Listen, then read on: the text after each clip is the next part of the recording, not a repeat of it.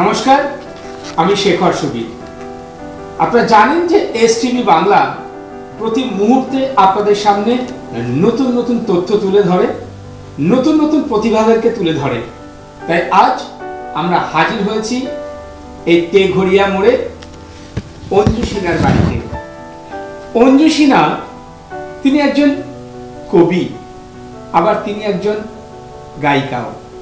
তা যে এমন একজন ব্যক্তিত্বকে আমরা পেয়ে গেছি, পরিচয় তো করিয়ে দেবই, তার আগে একটু বলে নেওয়া ভালো আজ আমরা এখানে উপস্থিত হয়েছি যে প্রোগ্রামটা নিয়ে, তার নাম ছন্দে ছন্দে রং বদলায়। আপনারা জানেন যে কবিতা যারা লেখে, যারা কবি, তারা প্রত্যন্ত ভাবুক, তারা ভাবে, আর এই ভাবধারাটাকে তুলে ধরে তাদের কলমের মধ্যে দিয়ে। আর আজ আমরা হাজির হয়েছি সেই প্রোগ্রাম নিয়ে, যার নাম ছন্দে ছন্দে রং বদলায়। পরিচয় করিয়ে দেব, এই মুহূর্তে যার বাড়িতে আমরা হাজির হয়েছি তিনি আর কেউ নন, একজন প্রতিভাবান শিল্পী, যার নাম অঞ্জু সিনহা। আমরা উনার পরিচয় এবং উনার প্রোগ্রাম উনার মুখ দিয়েই আমরা শুনতে শুরু করি। শুনুন। নমস্কার, আমি অঞ্জু সিনহা। আজকে আপনাদেরকে আমার নিজের লেখা কবিতা শোনাতে এসেছি। আপনারা সকলেই বোধহয় জানেন যে আর কিছুদিনের মধ্যেই গুরুদেবের জন্মদিন, 25শে বৈশাখ। তাই ওনাকে নিয়ে আমি ওনার সাথে ভাবুক হয়ে আমার নিজস্ব কবিতাটি লিখেছি। ওনাকে উদ্দেশ্য করে লেখা আমার এই কবিতা। কবিতাটির নাম কেমন আছো কবি। কেমন আছো রবি ঠাকুর, অজানা অচিন পুরে, পারিজাতের গন্ধ কি মিশেছে তোমার গানে সুরে সুরে। বলো না কবি, আজও কি লেখো গল্প কবিতার গাঁথা, সবার সাথে একাত্ম হয়ে বলো মনের কথা। কেমন আছো রবি ঠাকুর, দেবতাদের দেশে গীতাঞ্জলি পড়ছো কি স্বর্গোদ্যানে বসে। তোমার গানে মুখরিত হচ্ছে কি সেখানে মর্তবাসীর কথা ভাবো কি মনে মনে। তোমার বিরহের গান শোনা যায় আকাশে বাতাসে। ওগো কবি, তোমার কথা মনে পড়ে প্রতিটি নিঃশ্বাসে। আজও কি নতুন বৌঠান কাদম্বরী দেবীর সনে করো কাব্য আলোচনা। মোদের কথা ভেবে হও কি তখন আনমনা। জানি তুমি আজ মোদের ধরা ছোঁয়ার বাইরে, তবু তোমায় স্মরণ করি প্রতিটি ঘরে ঘরে। আজ কি তোমার সকল ব্যথা গোলাপ হয়ে ফুটেছে। ছোট ছেলে সমীন্দ্রনাথের সাথে আবার দেখা হয়েছে। আপনজনদের সাথে বসে বলো কি মনের ব্যথা। মনে পড়ে কি জোড়াসাঁকো আর তোমার সৃষ্টি শান্তিনিকেতনের কথা। আজও কি বলো সোনার বাংলা আমি তোমায় ভালোবাসি। তবে কেন কেন কবি বাংলা ছেড়ে হয়েছ স্বর্গবাসী। বাংলাতে আজ তোমার মতো কবির ভীষণ দরকার। এখানে আনন্দের সুর হারিয়ে গেছে, শুধুই হাহাকার। যে সুরেতে মাতিয়েছিলে তুমি দিক দিগন্ত, হারিয়ে গেছে সেই সুর। চারিদিকে শুধুই আতঙ্ক। সেই চির পরিচিত রূপটি নিয়ে ফিরে এসো কবি। তুমি যে এই বাংলার অতি উজ্জ্বল রবি। নমস্কার।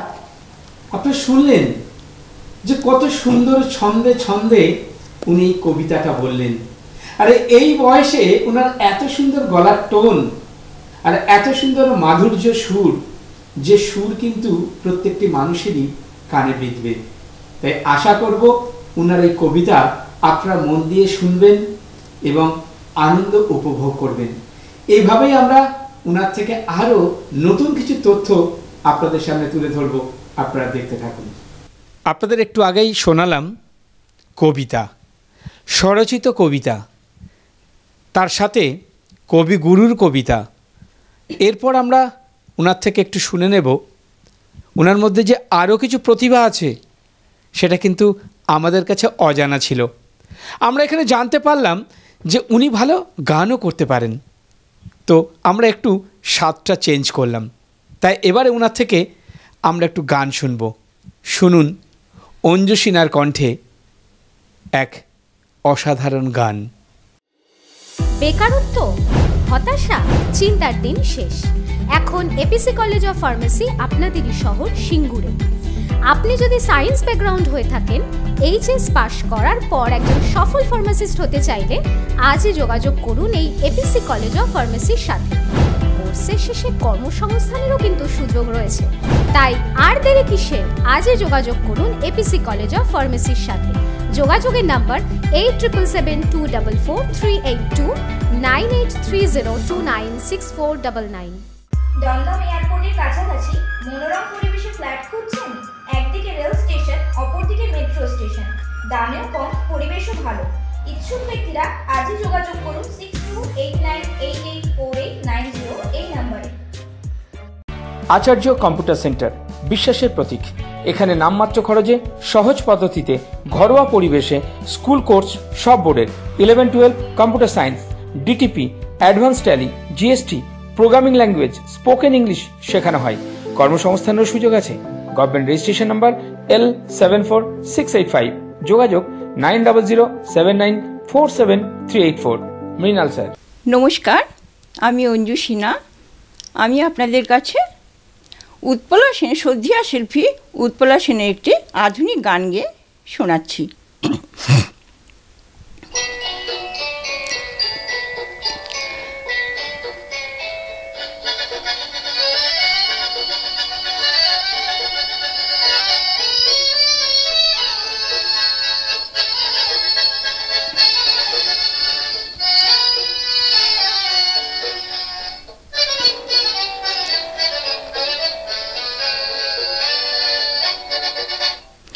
আমি তোমার কাছে বারে বারে নতুন হতে চাই, তোমার কাছে বারে বারে নতুন হতে চাই।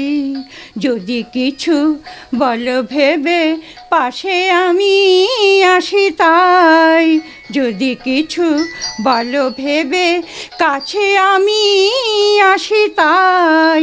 আমি তোমার কাছে বারে বারে নতুন হতে চাই।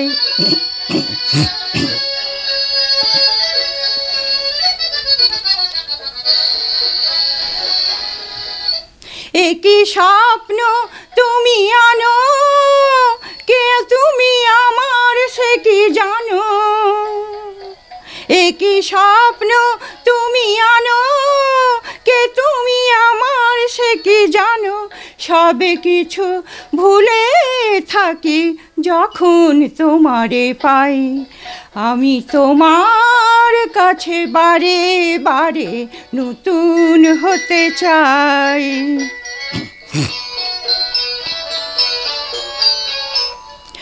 দোল ছড়ানো মন ভরানো এই যে মিলন রাত, এ দুটি মন হলো যেন স্বর্গের পারিজাত। দোল ঝরানো মন ভরানো এই যে মিলন রাত, এ দুটি মন হলো যেন স্বর্গের পারিজাত।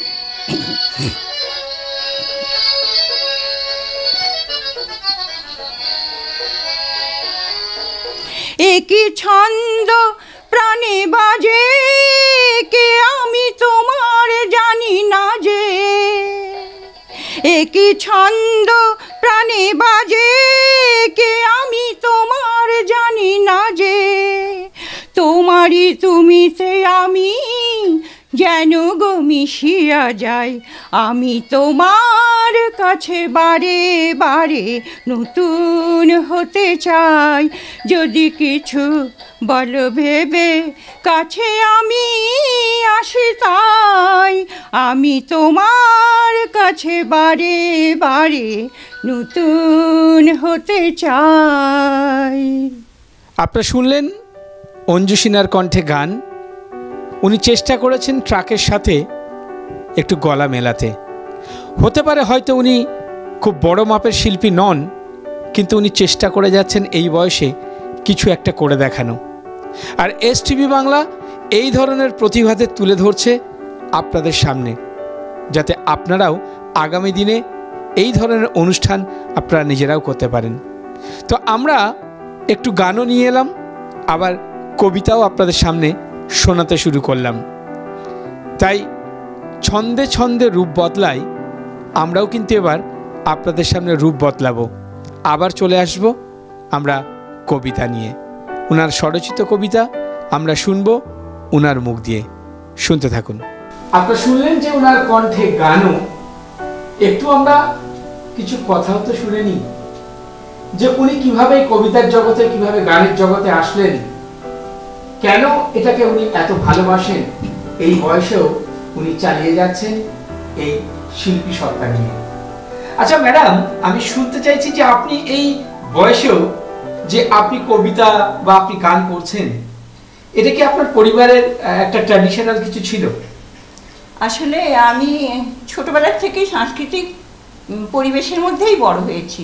আমার পরিবারে মানে আমার বাবার বাড়িতে গান বাজনা নাটক সমস্ত কিছু সবাই খুব ভালোবাসতো এবং যতটা সম্ভব সবাই এই মানে সব করতো। আর আমার মা ভালো মানে গান গাইতেন। আমার বড়দা খুব ভালো গল্প লিখতেন, একজন লেখক ছিলেন বলতে গেলে, ছোটোখাটো কবিতা লিখতেন। আমার বড়দা অনেক মানে পুরস্কারও পেয়েছেন, অশোকতরু বন্দ্যোপাধ্যায়ের হাত থেকে আমার বড়দা পুরস্কার পেয়েছেন, অনেক কিছু পেয়েছে। অ্যাকচুয়ালি আমার বড়দাই আমার প্রেরণা। আমার বড়দা থেকেই আমি এই সব শিখেছি বা চেষ্টা করেছি। তবে আমার অনেক ছোটোবেলায় বিয়ে হয়ে যায়, তারপরে আমি বিহারের সমস্তিপুরে চলে আসি। আমার শ্বশুরবাড়ির লোক মানে শ্বশুরবাড়িতে অতটা মানে পছন্দ মানে করতেন না, একটু কনজারভেটিভ। তো সেই জন্য আমিও চাইনি ওনাদের মতের বিরুদ্ধে গিয়ে কিছু করতে।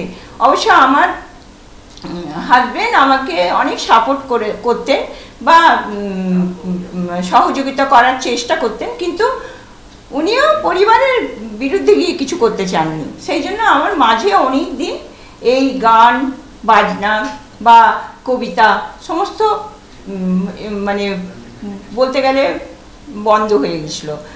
তারপরে বহুদিন পর আমি আবার এগুলো শুরু করেছি। তো দেখুন, যদি প্রতিভা থাকে, সেই 16 বছর বয়সে বিয়ে হয়ে যাওয়া, সংসারের মধ্যে থাকা, ছেলে মেয়েদেরকে মানুষ করা, তারপরেও কিন্তু এখনো উনি চালিয়ে যাচ্ছেন।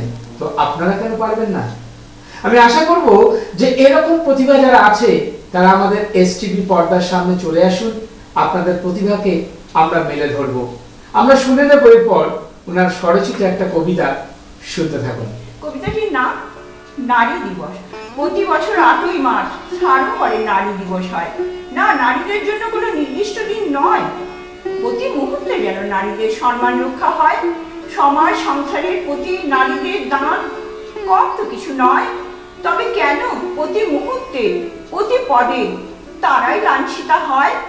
জগৎ সংসারের সর্বক্ষেত্রে আছে নারীদের স্থান। সমাজ সংসার সুন্দর হবে যদি করো নারীদের সম্মান। নারী রূপে জন্মগ্রহণ করা কি নারীর ভুল? তবে কেন হতে হয় তাদের খেলার পুতুল?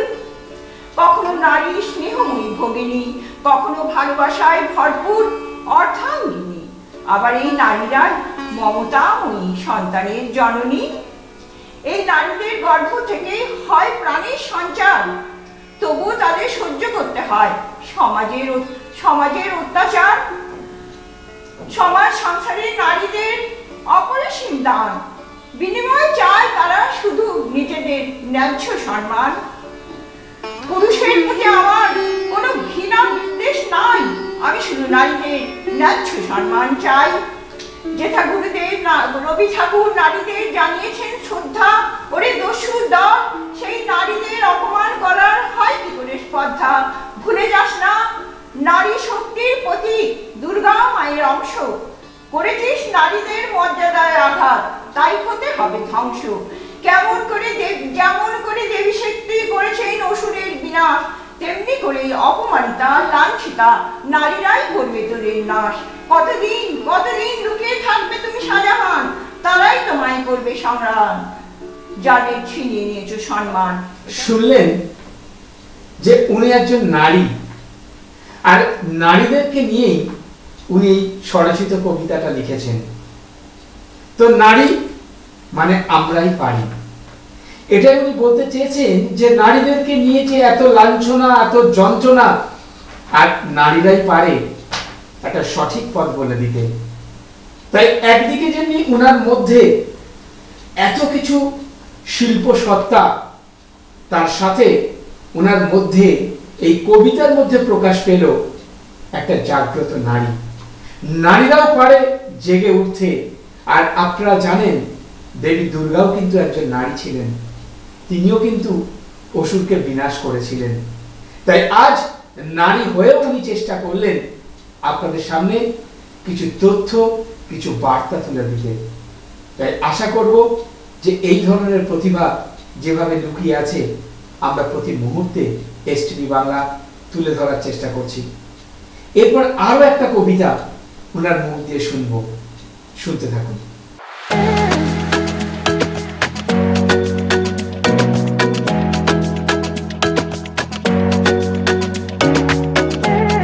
যে কোনো ধরনের বিল, ব্যাচ, উত্তরীয়, জেরক্স অফসেট, 4 কালার অফসেট, সব রকমেরই প্রিন্টের ব্যবস্থা আছে। ফোন নাম্বার হচ্ছে 9804520132।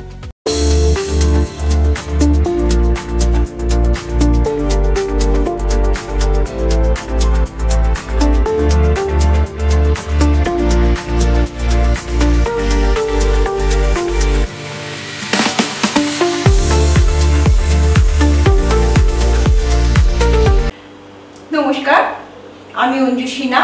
আমার নিজের লেখা কবিতা পাঠ করে শোনাচ্ছি আপনাদের। কবিতাটির নাম আমার প্রতিজ্ঞা। জীবন পথে চলতে গিয়ে দেখেছি অনেক অন্যায় অবিচার, তাই বলে কি চলবো না পথ, মেনে নেব হাত? শত বাধা অতিক্রম করে চলতে হবে পথ, নইলে পরে স্তব্ধ হবে তোমার জীবন রথ। উপলব্ধি করেছি আমি মনুষ্যত্বের সংজ্ঞা, তাই আজ শুভ দিনে করলাম প্রতিজ্ঞা। মানুষকে বিশ্বাস করা যদি হয় বোকামি, নির্দ্বিধায় বলতে পারো চরম বোকা আমি। সরলতা যদি হয় আমার মূর্খতা, আমি মূর্খ সদর্পে মেনে নিলাম এই কথা। সততা যদি হয় কণ্ঠকে ভরা পথ, ওই পথেই চলবো আমি নিলাম শপথ। অসহায়কে সাহায্য করা যদি হয় অন্যায়, বারবার করবো আমি এমন অন্যায়। আলোর দিশা পাবার তরে যদি পড়ি অন্ধকারে, ভয় না পেয়ে চলবো আমি অসীম সাহস ভরে। সৎ পথে চলতে গিয়ে যদি আসে বিপত্তি, আমার মনোবল করবে তখন সব বাধার নিষ্পত্তি। সৎ কর্ম করতে গিয়ে যদি আসে ব্যথা, বারবার করবো ওই কাজ যতই লাগুক আঘাত। মানুষকে সম্মান শ্রদ্ধা করা যদি হয় অপরাধ, সেই অপরাধ করবো আমি বারবার। ভালোবাসার তরে যদি আসে মোর মরণ, হাসতে হাসতে করবো আমি মরণকে বরণ। ভালো কাজ করতে গিয়ে যদি আসে পরাজয়, সেই পরাজয় করবো বরণ, লোভিবার তারে জয়। নমস্কার।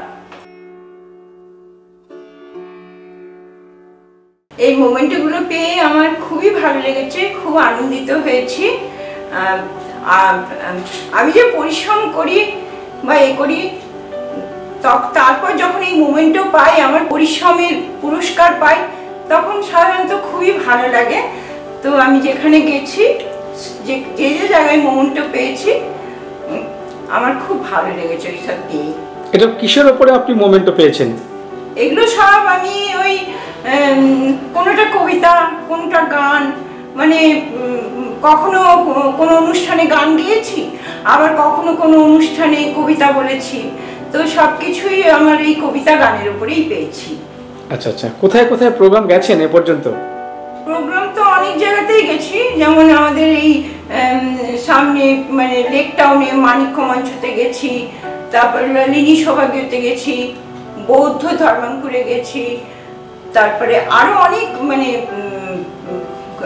সাহিত্য অনুষ্ঠানে, সাহিত্যের অনুষ্ঠানে অনেক, কৃষ্ণপদ মেমোরিয়াল হলে গেছি সাহিত্য অনুষ্ঠানে, এরকম অনেক ইয়েতে গেছি। ঠিক অত মানে এত গেছি, অনেক গেছি, তো সেই জন্য এখন অ্যাকচুয়ালি এই মুহূর্তে আমার মানে সব জায়গাগুলোর নাম মনে পড়ছে না, তবে অনেক জায়গাতেই গেছি। এই যে আপনি মোমেন্টো পান, আপনাকে সম্মান দেয়, তখন কেমন লাগে? এই যে আমি মেমেন্টো পাই, এগুলো যখন আমাকে সম্মান দেয় তখন খুবই ভালো লাগে। মনে হয় যে আমার পরিশ্রম সার্থক হয়েছে। আমি অতি সাধারণ একজন মহিলা, অতি সাধারণ ঘরের একজন মানে গৃহবধূ, তো আমার খুবই ভালো লাগে যখন মনে হয় যে আমার পরিশ্রমটা সার্থক হয়েছে। আমার ছেলে মেয়েদের মুখেও আমি হাসি ফোটাতে পারবো।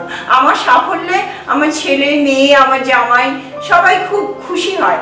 তখন আমার মনে হয় যে যাক, আমি এবার ওদের মুখেও হাসি ফোটাতে পারবো। তো আমার খুব ভালো লাগে।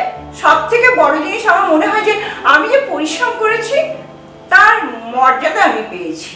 ছন্দে ছন্দে রং বদলাই, আমরাও কিন্তু রং বদলাচ্ছি না, কিন্তু ঘর বদলাচ্ছি, পরিবেশ বদলাচ্ছি আমাদের কিছু ভিজুয়ালাইজেশন। তাই এবারে এই অঞ্জু সিনহার কণ্ঠে আমরা আবারও একটা স্বরচিত কবিতা শুনব। শুনতে থাকুন ওনার কবিতা। নমস্কার, আমি অঞ্জু সিনহা আবার একটি কবিতা নিয়ে এসেছি, আমার নিজের লেখা কবিতা। কবিতাটির নাম নতুন বছর। একটি বছর শেষে আবার এসছে বাংলার নববর্ষ, তবু বাংলার বুকে নেই ছিটে ফোটা আনন্দ, নেই কোনো হর্ষ। থাকবে কি করে?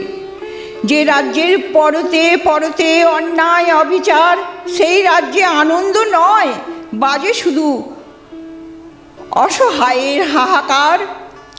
তবুও পুরাতনের শেষে হয়েছে নতুনের আগমন, এটা দেখতেই অভ্যস্ত মোদের জীবন।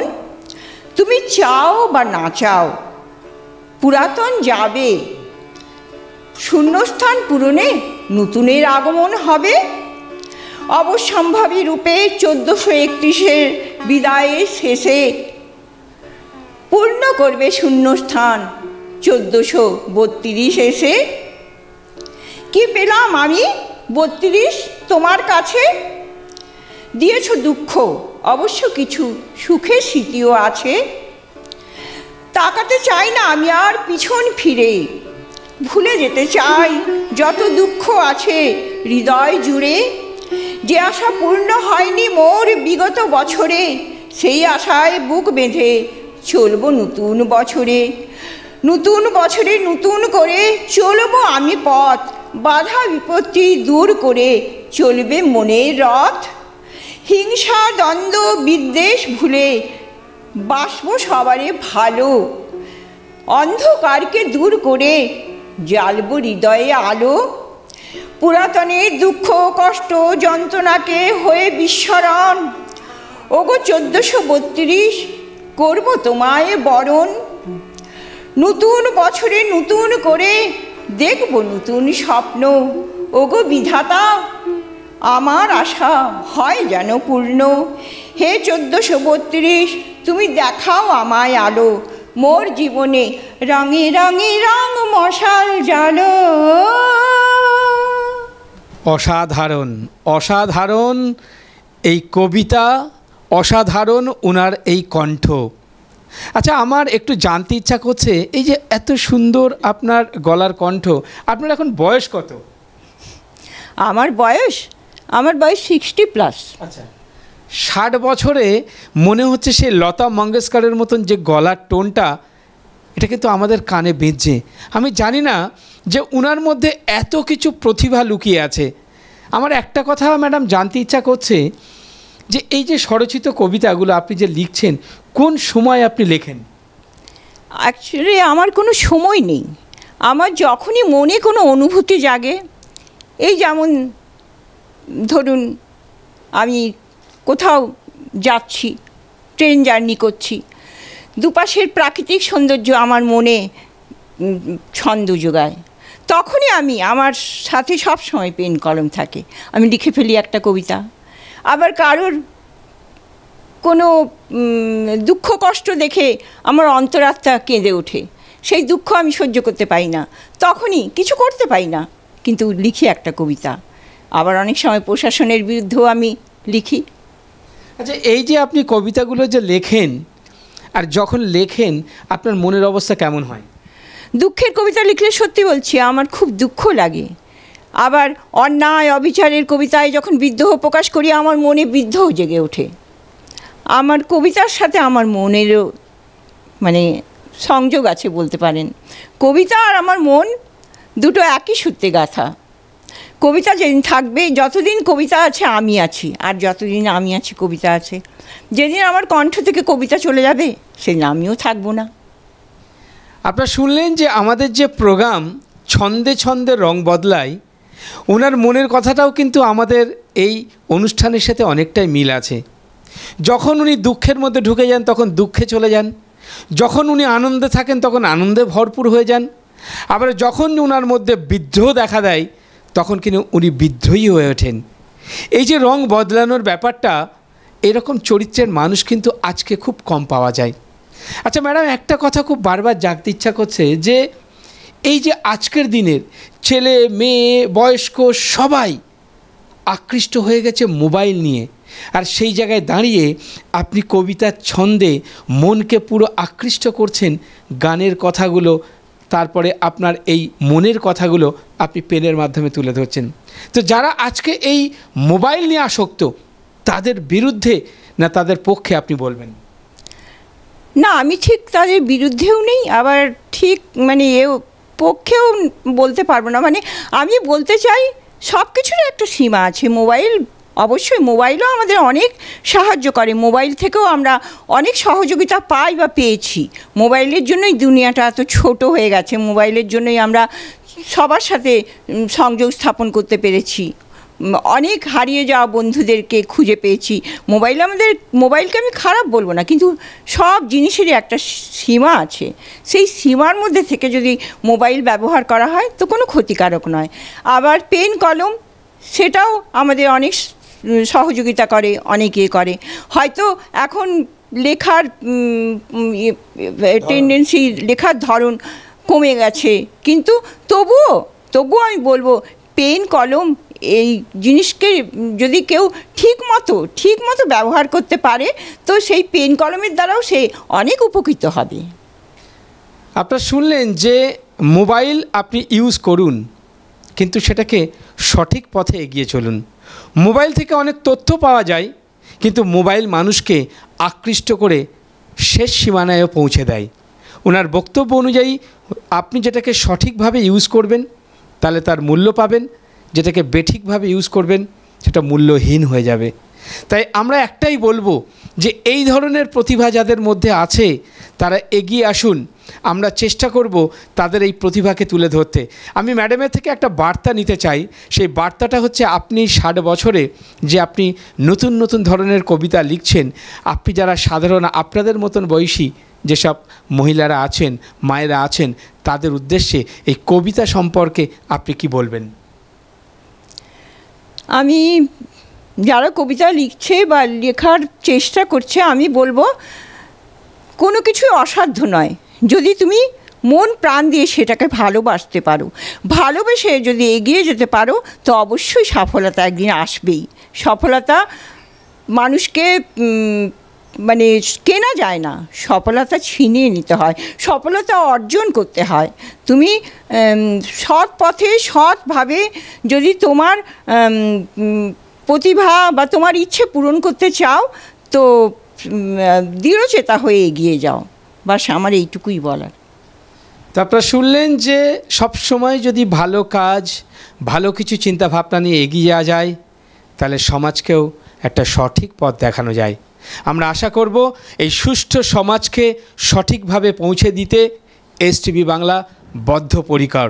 তাই আমরা চাই সঠিক সমাজ গড়ে উঠুক, সঠিক মানুষ গড়ে উঠুক, আর সুস্থ সমাজ আমরা পৌঁছে দিতে পারি এই এসটিভি বাংলার মাধ্যমে। ধন্যবাদ, ভালো থাকবেন। আজ আমাদের অনুষ্ঠান আমরা এখানে শেষ করছি। নমস্কার। নিবেদন করছে এসটিভি বাংলা, সঠিক কথা সহজে বলা।